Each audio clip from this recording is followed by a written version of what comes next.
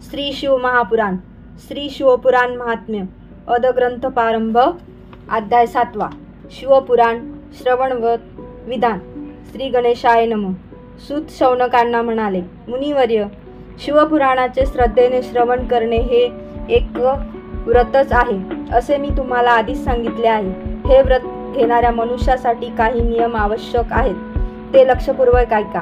या श्रेष्ठ आणि पुण्यमयी कथेचे नियमपूर्वक श्रवण केल्याने कोणतीही विघ्नबाधा न येता उत्तम फलप्राप्ती होते. दीक्षारहित मनुष्याला कथा ऐकण्याचा अधिकार नाही. दीक्षा घेणे याचा अर्थ संकल्प करणे. संकल्पाने व्रताचरणात दृढता येते. स्वीकारलेले व्रत आपल्याकडून पूर्ण झालेच पाहिजे अशी कर्तव्य बुद्धी निर्माण होते.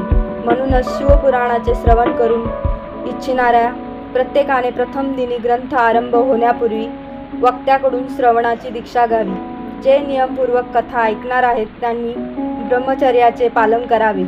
भूमीवर शयन करावे. कथा समाप्त झाल्यावरच अन्नग्रहण करावे. पत्रावळीवर जेवावे.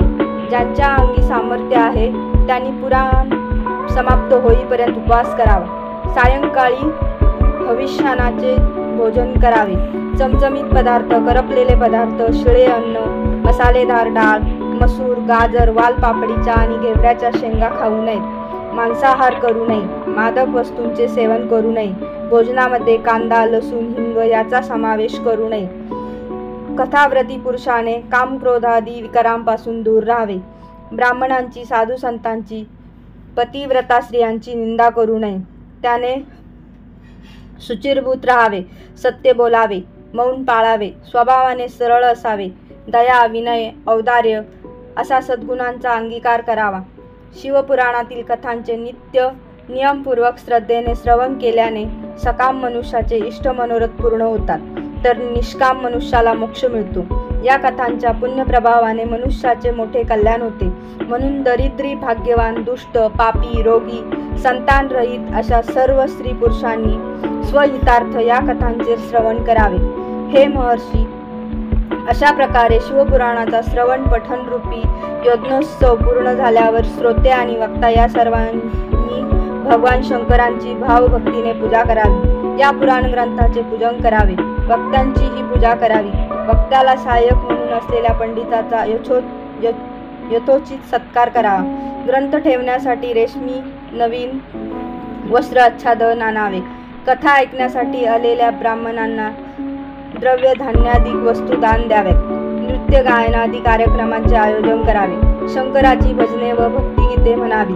श्रोता विरक्त असेल तर त्याने कथा समाप्ती झाल्यावर गीतापाठ करावा. गृहस्थाने या श्रवण कर्माच्या शांतीसाठी होम करावा. होम करताना रुद्रसंहितेतील श्लोक, गायत्री मंत्र व पंचाक्षरी मूलमंत्राचा अर्थात नमःशिवाय या मंत्राचा उच्चार करून शुद्ध हविष्याने हवन करावे. ज्यांना होम करण्याचे सामर्थ्य नाही त्यांनी ब्राह्मणाला हवनासाठी आहुती योग्य वस्तू दान द्याव्या. तेही शक्य नसेल तर शिवसहस्रनामाचे भक्तिपूर्वक श्रवण पठण करावे. या कथा श्रवण रूपी व्रताची सांगता करण्यासाठी 11 ब्राह्मणांना बोलावून त्यांची पूजा करावी. त्यांना उत्तम पक्वानांचे भोजन द्यावे. मधमिश्रित खीर खावयास द्यावी. यथाशक्ती द्रव्य दक्षिणा देऊन त्यांना संतुष्ट करावे. ज्यांची आर्थिक परिस्थिती उत्तम आहे त्याने 3 तोळे सोन्याचे एक सुंदर सिंहासन बनवून घ्यावे. आचार्यांना पाचारण करून शिवपुराण या ग्रंथाची त्या सिंहासनावर स्थापना करावी. त्या ग्रंथाची आवाहनादी विविध उपचारांनी पूजा करावी. दक्षिणा समर्पित करावी.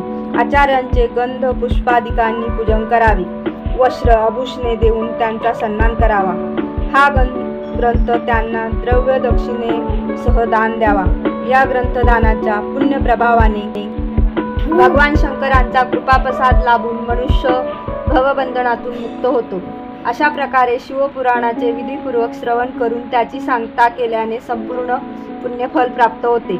शिवकृपेने भोग आणि मोक्ष या दोन्हीचा लाभ होतो.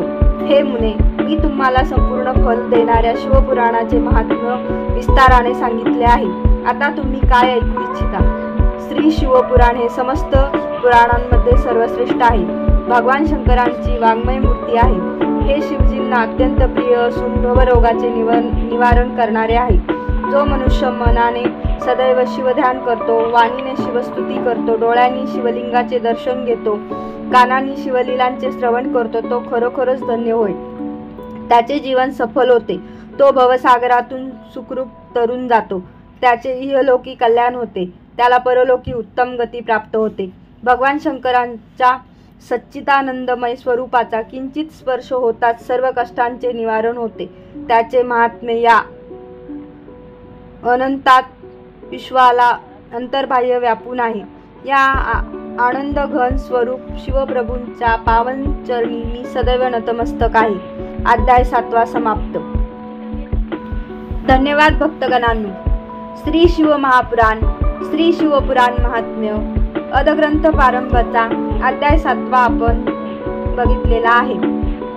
श्री शिव महापुराण विद्येश्वर संहिता उद्यापासून आपण चालू करणार आहोत. असेच नवनवीन अध्याय ऐकण्यासाठी आणि वाचण्यासाठी चॅनलला लाईक करा आणि सबस्क्राईब करा. धन्यवाद.